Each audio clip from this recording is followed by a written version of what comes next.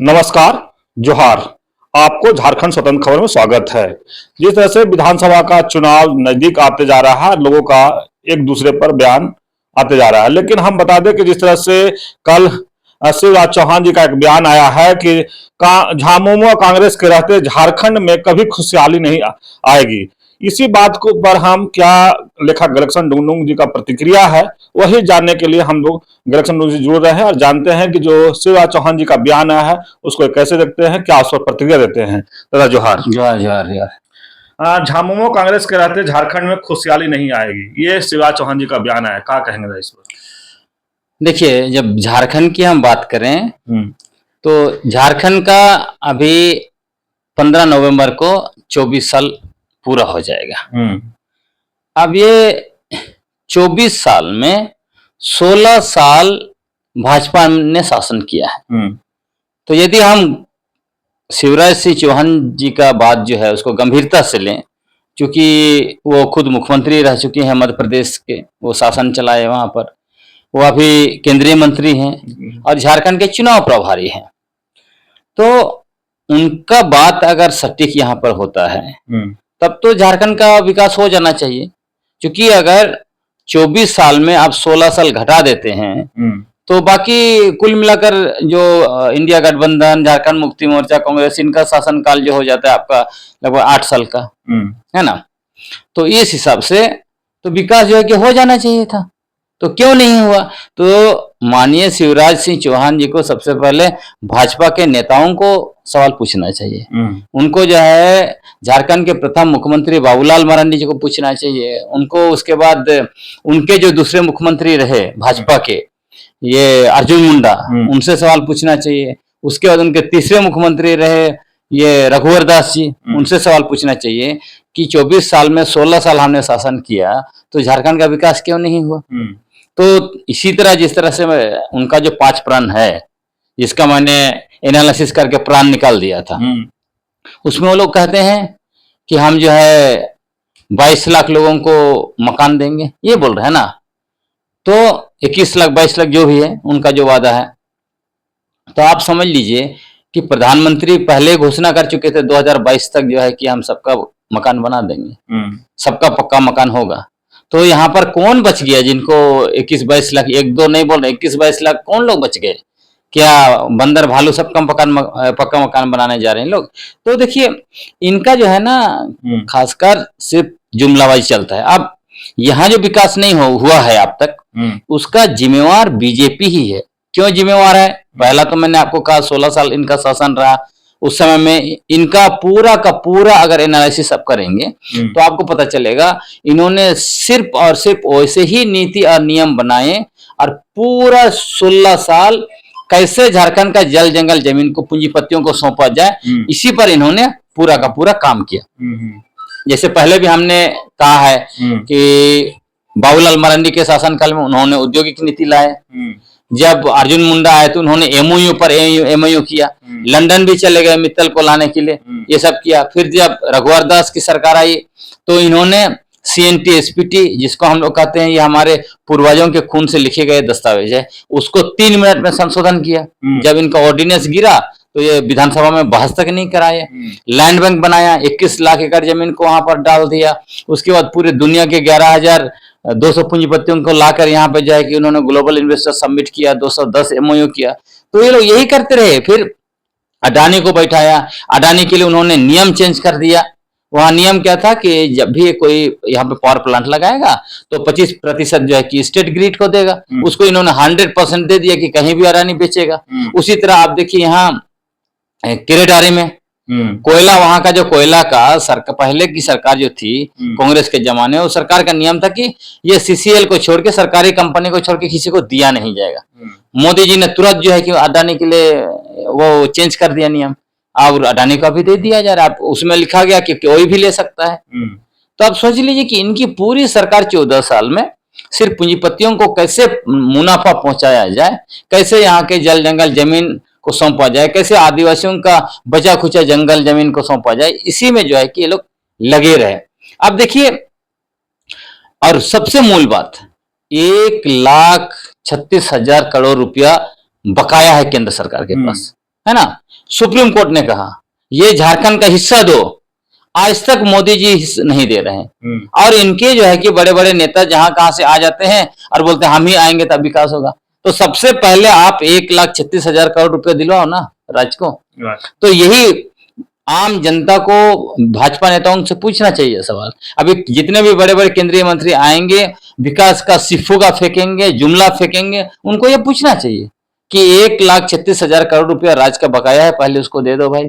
दूसरी बात, 24 साल में जो 16 साल का आपका शासन रहा है, इसका हिसाब दो हम लोगों को। तब हम लोग झारखंड मुक्ति मोर्चा और कांग्रेस से भी 8 साल का हिसाब मांगेंगे, है ना। तो उसके साथ साथ एक बात आपने ये भी गौर किया होगा, ये जहां जहां जाते हैं, जहां जो भी राज्य में चुनाव है वहां पे जाके बोलते हैं कि हम इस राज्य को नंबर 1 बनाएंगे। कर्नाटका में चुनाव था, वहां जाके बोले मोदी जी, अमित शाह जी। तेलंगाना में चुनाव था, वहां उन्होंने कहा कि हम हमारी सरकार बनेंगे, हम नंबर 1 बना देंगे। उड़ीसा गए, वहां बोला हम नंबर 1 बना देंगे। अभी झारखंड में चुनाव है, यहाँ भी आके बोलेंगे झारखंड में हमारी सरकार बनेगी, हम नंबर 1 बना देंगे। उसके बाद महाराष्ट्र में चुनाव हो रहा, वहां भी बोलेंगे वहां तो उनके सरकार है ही है, फिर भी वो बोलते रहते हैं। तो ये लोग ऐसे हैं कि सिर्फ जुमलेबाजी करते हैं, आम जनता को झांसे में रख के आज तक वही किया है। अब ये कह रहे हैं जो शिवराज चौहान, हमारी सरकार बनेगी तो यहाँ का राज्य का विकास होगा। अब जहां जहां इनकी सरकार है वहां का पूछना चाहिए, इनको पूछिए आपको मध्य प्रदेश में क्या हुआ। पिछले बार तो इन्होंने चुनाव जीता, इनको मुख्यमंत्री तक नहीं बनाया गया, ये हालत इनकी रही है। और यहाँ आके जो कि जुमला फेंक रहे हैं। अब देश में 10 साल से मोदी जी की सरकार है, वो लोग बोले थे यहाँ आने से पहले कि हम जो है सिलेंडर का दाम कम करेंगे, बहुत हुआ महंगाई की मार, आपकी बार मोदी सरकार क्या हुआ, 450 का सिलेंडर 1100 पहुंच गया था, है ना। 450 का सिलेंडर 1100 को पहुंचा दिए। डॉलर 60-65 रुपये था, अभी 84 रुपये पहुंचा दिए, है ना। हर चीज उनका वैसे चल रहा है, इसलिए ये सब सिर्फ जुमला है और उसके अलावा कुछ नहीं है, इसलिए इनको सीरियस नहीं लेना चाहिए। अभी इनके जितने भी नेता आएंगे, पहले आए एक लहर वो आए, जितना जुमला फेंकना था फेंक के गए, वो जुमला काम नहीं कर रहा है, अभी फिर से आएंगे और वही करेंगे। फिर प्रधानमंत्री नरेंद्र मोदी भी आने वाले हैं 4 तारीख को। हाँ, वो जुमला फेंकने ही आ रहे हैं, जुमला आएंगे, जुमला फेंकेंगे, उनको काम करेगा तो ठीक है, नहीं तो नहीं। उनको लग रहा है कि वहां जो है कि हरियाणा में उनका जुमला काम कर गया, हालांकि जुमला नहीं काम किया, इसलिए वो लोग सरकार बना पाए। चूंकि इंडिया गठबंधन जो है, खासकर कांग्रेस जो है, वो बहुत गंदा राजनीति वहां पे की। मतलब इंडिया गठबंधन के साथ वहां चुनाव लड़ना चाहिए था, वो अकेले लड़े, और अकेले में भी वो अपने नेता को भी एकजुट नहीं कर पाए। 3 खेमे में बटे हुए थे, एक खेमा को दे दिए। तो राहुल गांधी की सबसे बड़ी कमजोरी यह है, राहुल गांधी उधर हिस्सेदारी की बात करते हैं कि ओबीसी को इतना हिस्सा, दलित को इतना हिस्सा, आदिवासी को इतना हिस्सा। लेकिन अगर हिस्सेदारी देखेंगे तो अंदर में जो उनके यहाँ अपर कास्ट जो कब्जा करके रहा कांग्रेस को, वो उसको पॉलिसी में इंप्लीमेंट करने नहीं दे रहा है। अब देखिएगा, जब आप हिस्सेदारी की बात करते हैं तो टिकट भी जनसंख्या के आधार पर देना चाहिए, है ना। खैर आदिवासी और दलित का तो रिजर्वेशन है, लेकिन ओबीसी को दे नहीं रहे हैं, वो लोग देने ही नहीं दे रहे हैं, तो वहां पे वो कर नहीं पा रहे हैं। तो यही कांग्रेस की नीति है और उसी की वजह से हरियाणा हारे थे।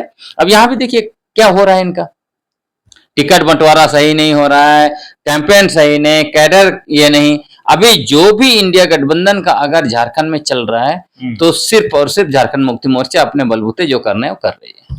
लेकिन जिस तरह से इंडिया गठबंधन की बात करें तो जी कहीं माले जो है वो अलग भी वो कर रहा है कि हम इंडिया गठबंधन में हैं कि नहीं लोग बताएं।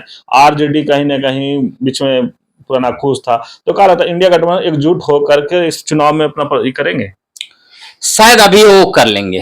अभी तक तो जो दिख रहा था, मतलब दिक्कत क्या है ना, इनके लिए समन्वय जिस तरह से शुरू से होना चाहिए ना, वो लोग कर ही नहीं रहे, हर जगह पे वही दिख रहा है। अभी देखिए चुनाव घोषणा हो गया, अभी महाराष्ट्र में अभी तक इनका 100% सीट शेयरिंग नहीं हुआ है। क्यों दिक्कत है भाई? आपको पता है चुनाव होने वाला है, तो आप 2 महीना पहले क्यों नहीं सीट शेयरिंग कर लेते हैं? वो आपके परमानेंट जो पार्टनर है। और यहाँ झारखंड में भी चुनाव जो घोषणा होगा उसके बाद जो है कि अभी तक क्लियर नहीं कर पाए हैं, आपस में लड़ रहे हैं, तो ऐसा नहीं चलता। इसलिए मैंने पिछले बार भी आपको कहा था कि कांग्रेस या तो अलायंस चलाने में कैपेबल नहीं है, या वो अलायंस नहीं चलाना चाहते हैं, वो बस जैसे तैसे जो है कि कर रहे हैं। क्योंकि इसको हम लोगों ने देखा है, सोनिया गांधी कितना 10 साल बेहतरीन मतलब अलायंस चला के, यूपीए अलायंस चला के उन्होंने देश में सरकार भी चलाया और कई राज्यों में सरकार भी चलाया।